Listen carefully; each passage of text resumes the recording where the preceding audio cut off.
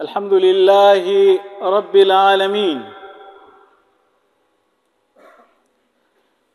الحمد لله الذي نزل الفرقان على عبده ليكون للعالمين نذيرا، الذي له ملك السماوات والأرض وخلق كل شيء فقدره تقديرا. خلق الإنسان من نطفة أمشاج يبتليه فجعله سميعا بصيرا، ثم هداه السبيل إما شاكرا وإما كفورا. فمن شكر كان جزاؤه جنة وحريرا ونعيما وملكا كبيرا، ومن كفر لم يجد له من دون الله وليا ولا نصيرا. نحمده تبارك وتعالى حمدا كثيرا ونعوذ بنور وجهه الكريم من يوم كان شره مستطيرا، ونسأله عز وجل أن يلقينا يوم الحشر نظرة وسرورا، وأن يظلنا بظل عرشه حيث لا نرى شمسا ولا زمهريرا.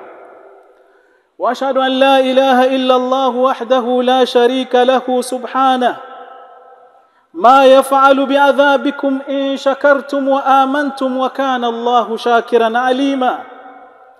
وأشهد أن سيدنا محمدا عبده ورسوله وصفيه من خلقه وحبيبه، أرسله الله عز وجل مبشرا ونذيرا وداعيا إلى الله بإذنه وسراجا منيرا.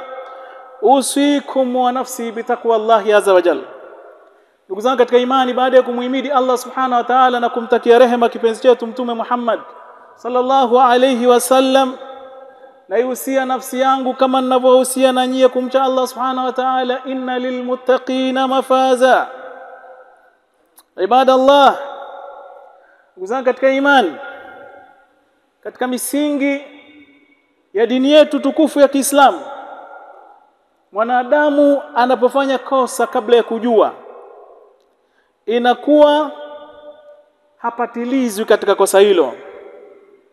Allah subhanahu wa ta'ala katika suratu An-Nisa anasema, wala tankihu ma nakaha abaukum minan nisa'i illa ma qad salaf, msiwaoe wale wanawake ambao waliolewa na baba zenu isipokuwa kwa wakati uliokuwa umetangulia.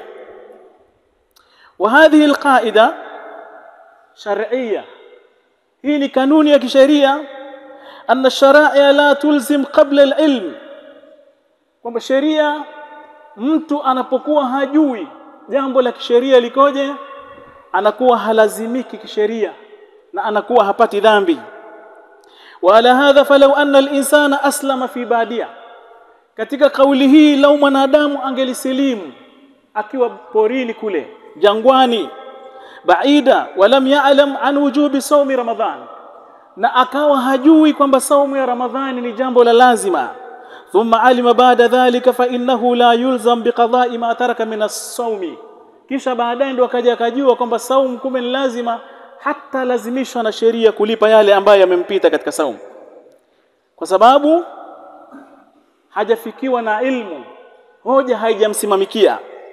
Wakadhalika as-salatu law kana la yusalli au yusalli wa alayhi janaba au bighairi wudhu, na vile vile swala, lau kama alikuwa aswali, alikuwa hajui kwamba swala ni wajib, au alikuwa anaswali lakini anaswali bila udhu, bila kujua kwamba mtu hatakiwi kuswali bila udhu, hivyo hivyo pia hatapatilizwa na sheria.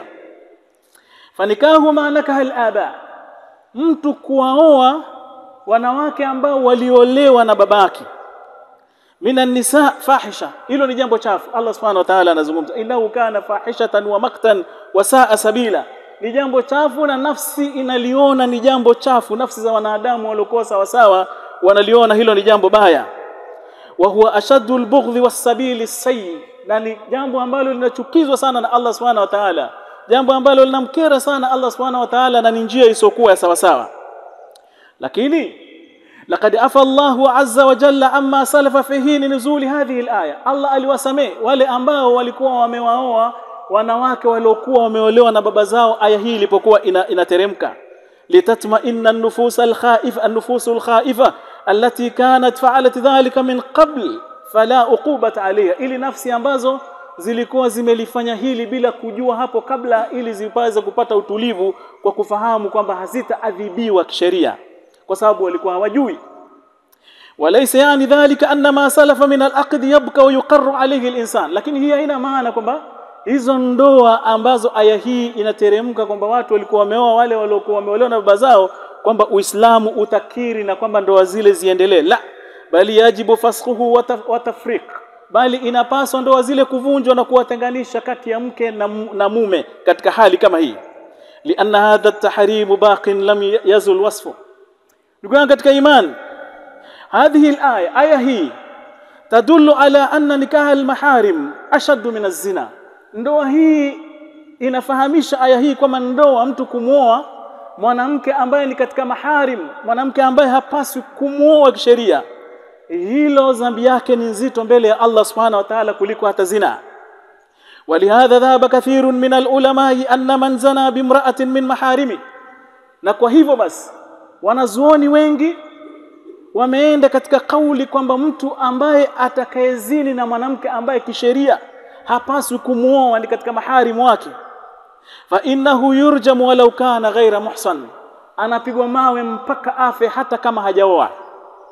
Limadha? Lianna nikah dhawati almaharim a'zam min az-zina wa ashad, kwa sababu hiyo kwamba ndoa ya kumuoa mwanamke ambaye ni katika maharim ni nzito zaidi mbele ya Allah subhanahu wa ta'ala kuliko hata katika zina. Ibadallah, yurwa anna imra'atan laqiyat Umar, tunasimuliwa kwamba kuna mwanamke mmoja alikutana na Umar ibn al-Khattab radhiyallahu anhu, wa huwa yasiru ma'a an-nas fi tariq. Umar akitembea njiani, mwanamke mmoja akamsimamisha Umar.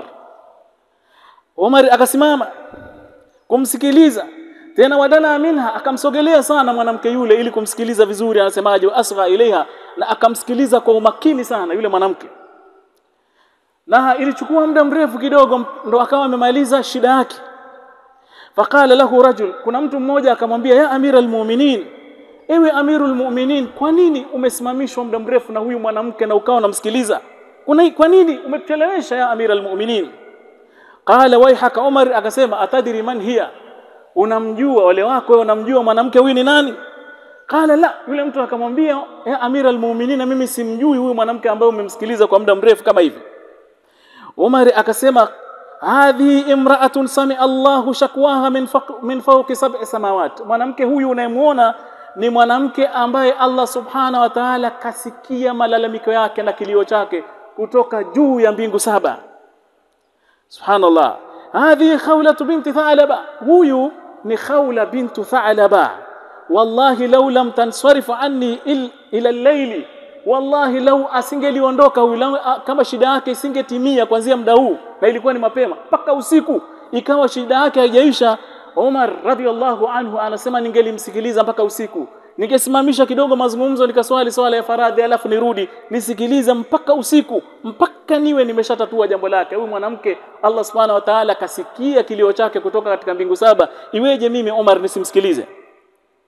Wa hadhi likhtura, na hii maana yake ni kwamba jambo hilo ni jambo ambalo lilikuwa zito alokuwa akishtakia mpaka Allah subhanahu wa ta'ala akasikia kilio chake min fawqi 7 samawat. Tumesema mtu akifanya kosa bila kujua, sheria inaanzia kuanzia wale ambao wanafuatia wakifanya kosa hilo ndo wanapatilizwa. Lakini kosa hili ambalo limemhusu mwanamke huyu na Allah akasikia kilio kutoka katika mbingu 7, lilifanyiwa kazi pale pale na lilitabiki kwa yule ambaye alilikosea. Huyu ni Aus ni mume wa Khawla ambaye alimwambia, wewe ni kama mgongo wa mamangu, dhihar.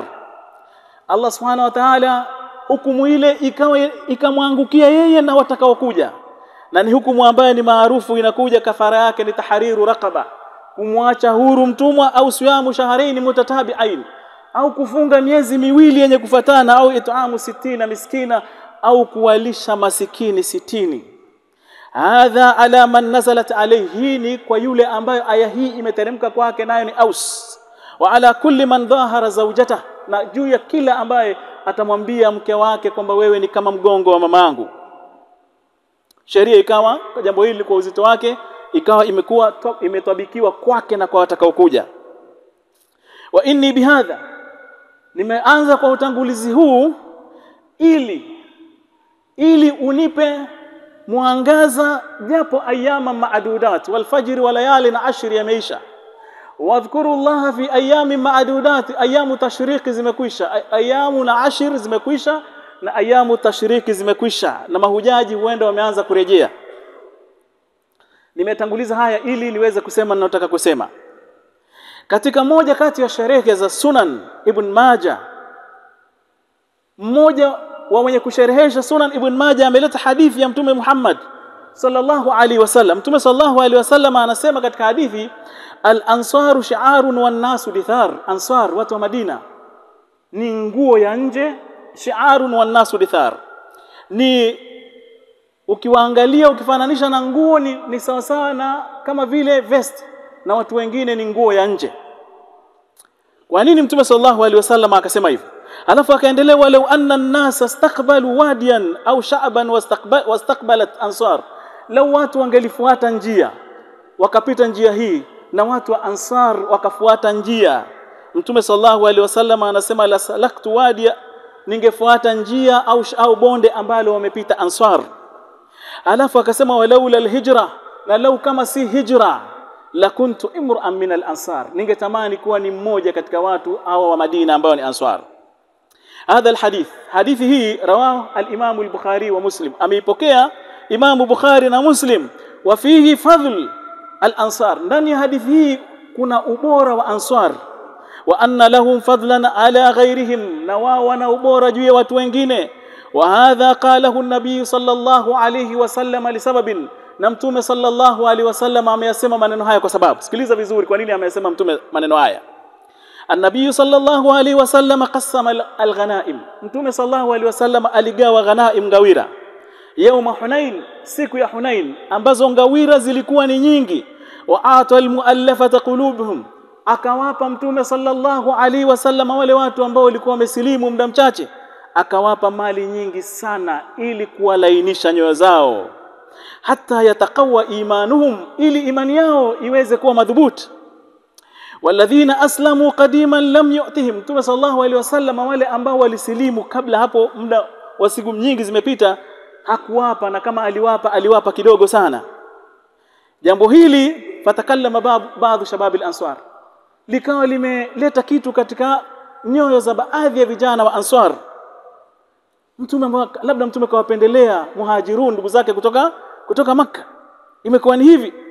Mtume sallallahu alaihi wasallam fabalaghahu dhalik, jambo hili likamfikia Mtume sallallahu alaihi wasallam.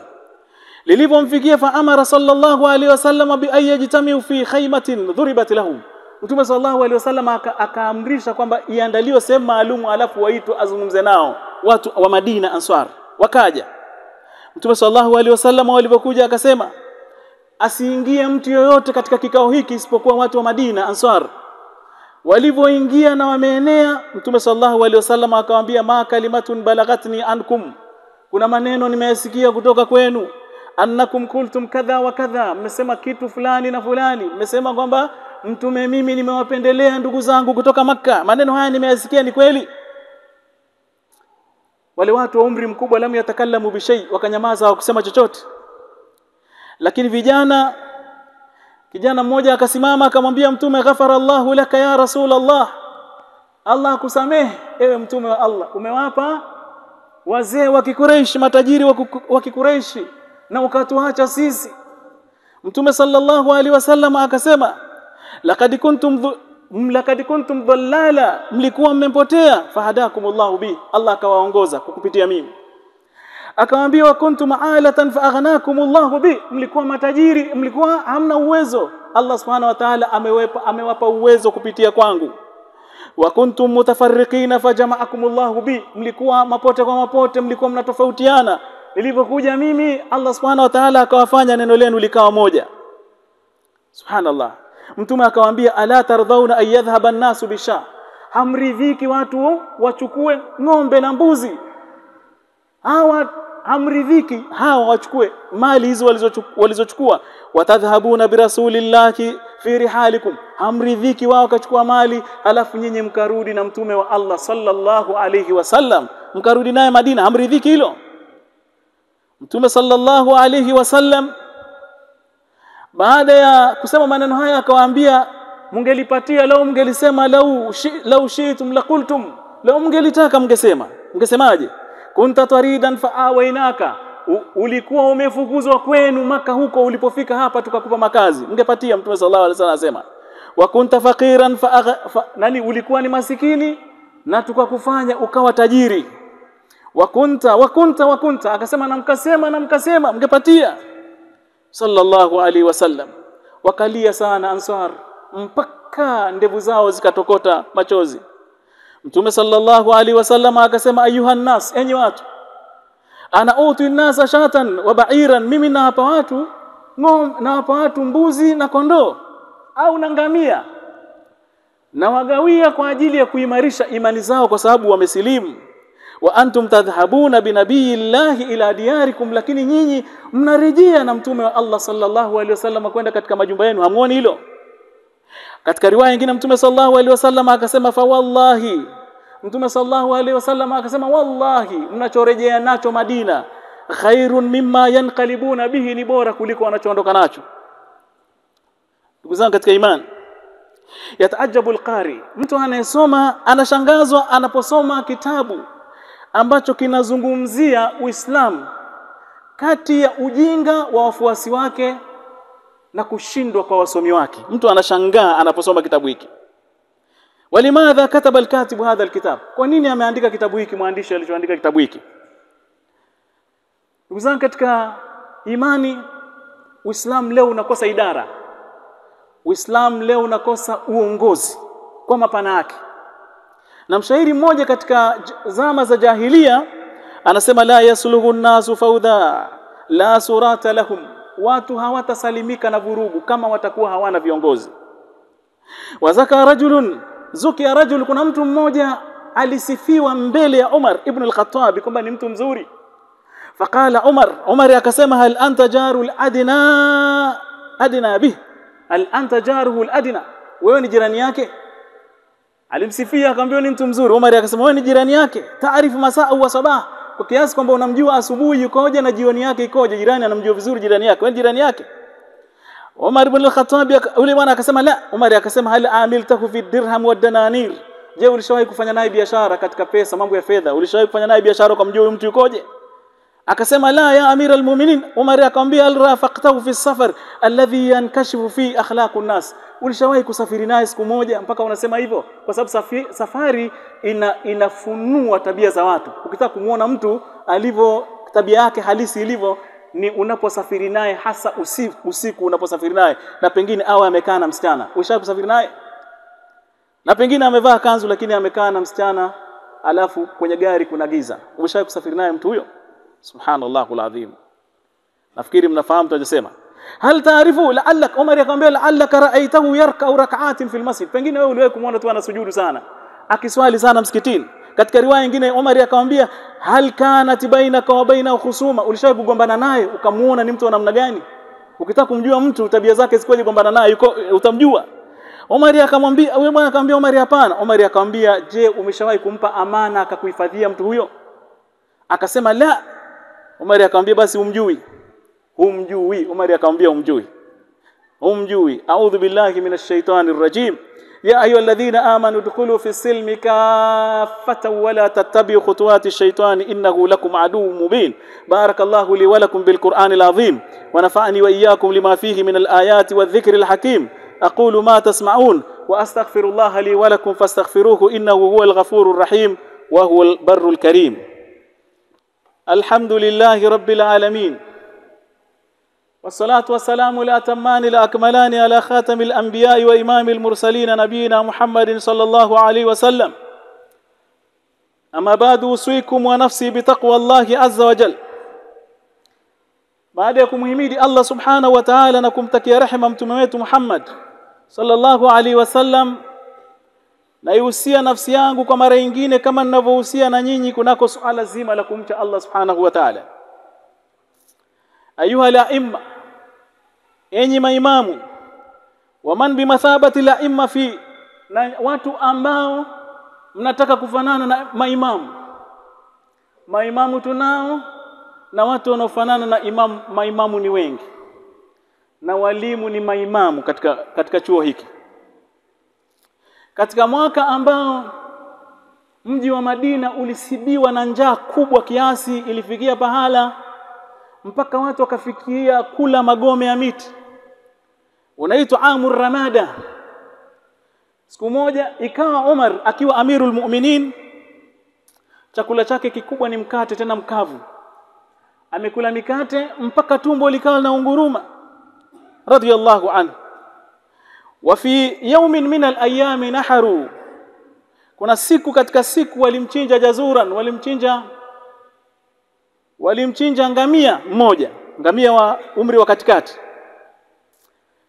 Watu wakawa wamepewa nyama za ngamia, na Umar akawa amechaguliwa katika ngamia ile, amechaguliwa nundu na maini kidogo, akawa amepewa na maini kidogo. Alipoona Umar ibn al-Khattab radiyallahu anhu baka, radiyallahu anhu, alilia Umar ibn al-Khattab alipoona vile.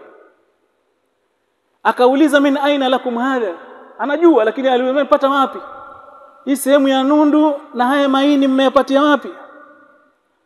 Wakamwambia, tumechinja ngamia ya amira al-mu'minin, tunawagawia watu kwa sababu ya shida ya njaa iliyoko.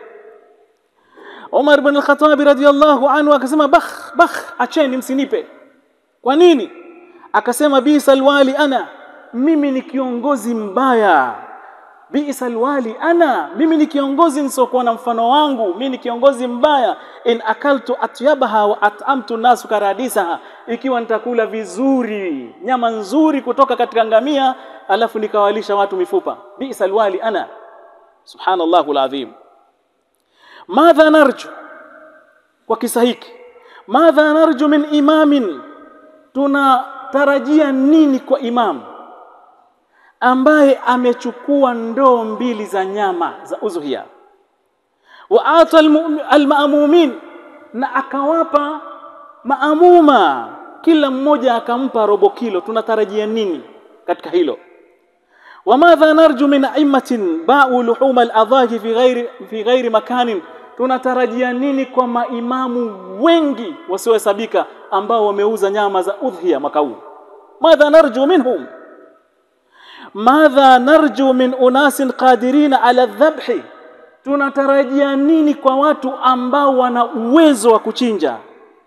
Waqafu fi taburi ma alfuqara, wamesimama katika mistari mirefu ya kwenda kuchukua nyama pamoja na maskini, wakitaka kuchukua nyama, pengine wakachukua nyama wao na masikini wasipate. Madha narju min haula fi baadhi al-amakin.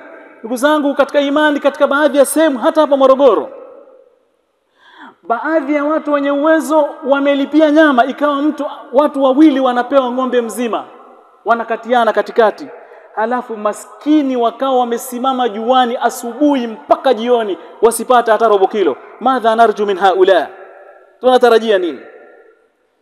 Katika baadhi ya sehemu ikawa watu wanauliza msikiti, huu ni msikiti wa Ansar Sunna au huu ni msikiti wa Bakwata?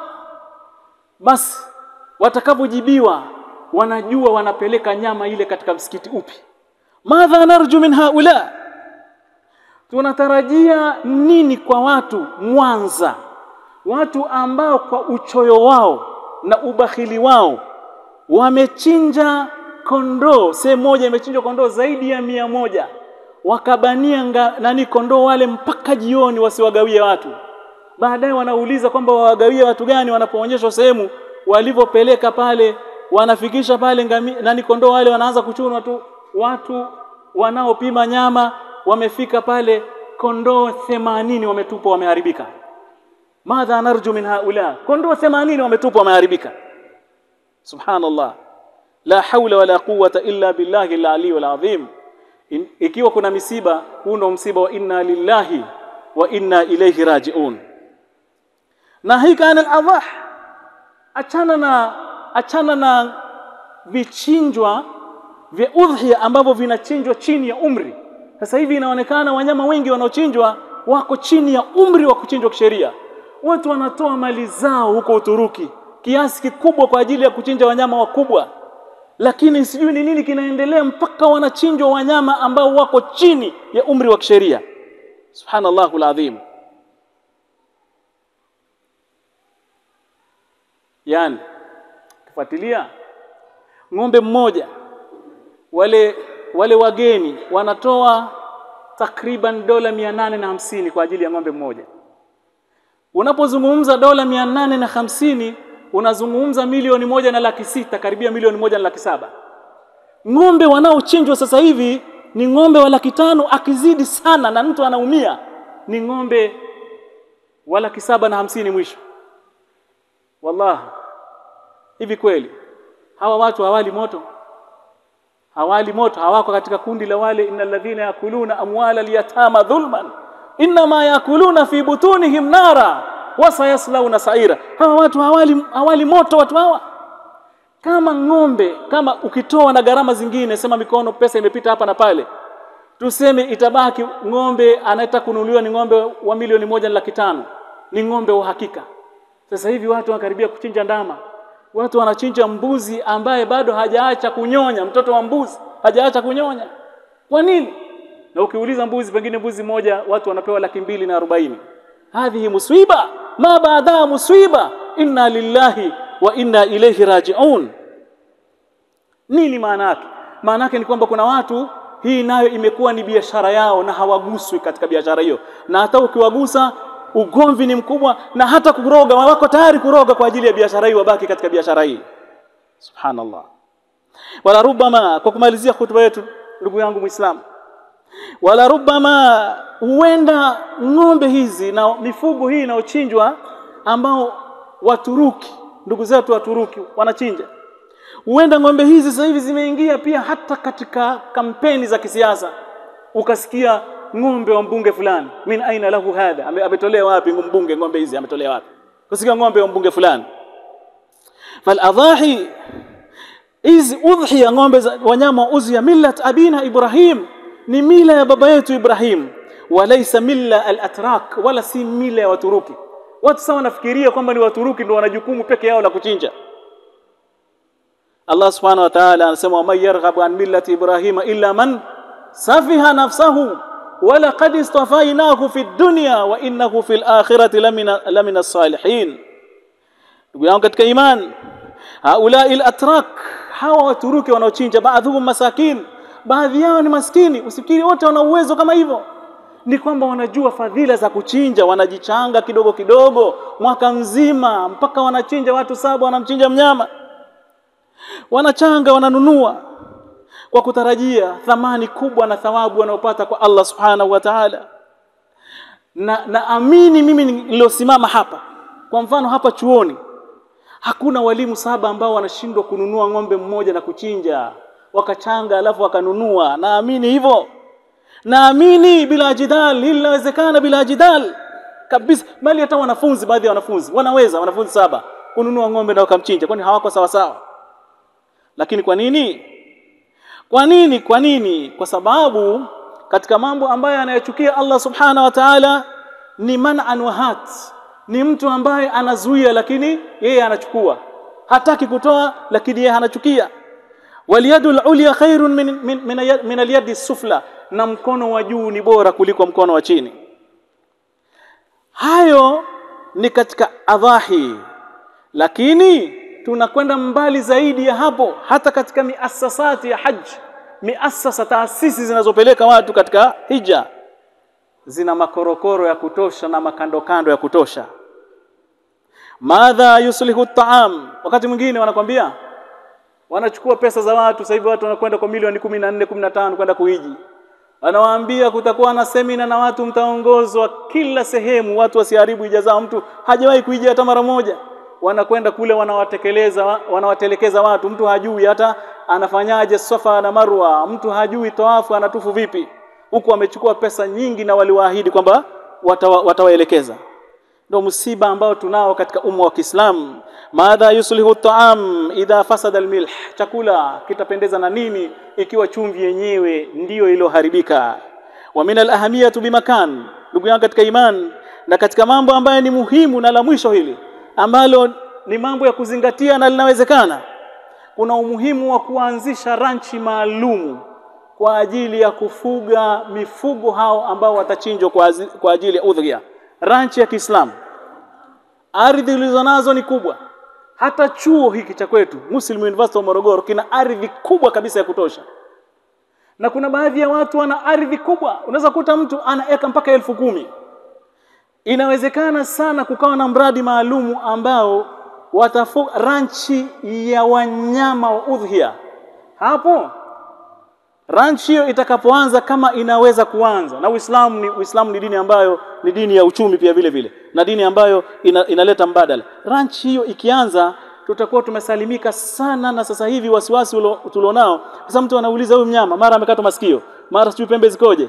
Maana katika ranchi watafugwa wanyama ambao wana sifa, na wanyama pia watakuwa wanaangaliwa mpaka umri wao umefikia umri gani.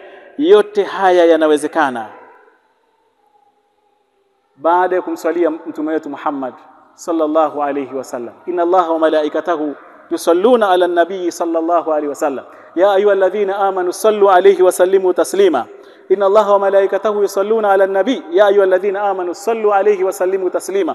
Allahumma salli ala Muhammadin wa ala ali Muhammadin kama sallaita ala Ibrahim wa ala ali Ibrahim wa barik ala Muhammadin wa ala ali Muhammad kama barakta ala Ibrahim wa ala ali Ibrahim fil alamin innaka Hamidul Majid. ربنا آتنا في الدنيا حسنة وفي الآخرة حسنة وقنا عذاب النار. ربنا لا تزغ قلوبنا بعد إذ هديتنا وهب لنا من لدنك رحمة إنك أنت الوهاب. اللهم اقسم لنا من خشيتك ما تحول بيننا وبين معصيك، ومن طاعتك ما تبلغنا به جنتك، ومن اليقين ما تهون به علينا مصائب الدنيا، ومتعنا اللهم بأسمائنا وأبصارنا وقواتنا أبدا ما أبقيتنا، واجعله الوارث منا، واجعل ثارنا على من ظلمنا، وانصرنا على من عادانا، ولا تجعل مصيبتنا في ديننا، ولا تجعل الدنيا أكبر همنا ولا مبلغ علمنا، ولا تسلط علينا بذنوبنا من لا يخافك فينا ولا يرحمنا. قوموا إلى صلاتكم يرحمني ويرحمكم الله.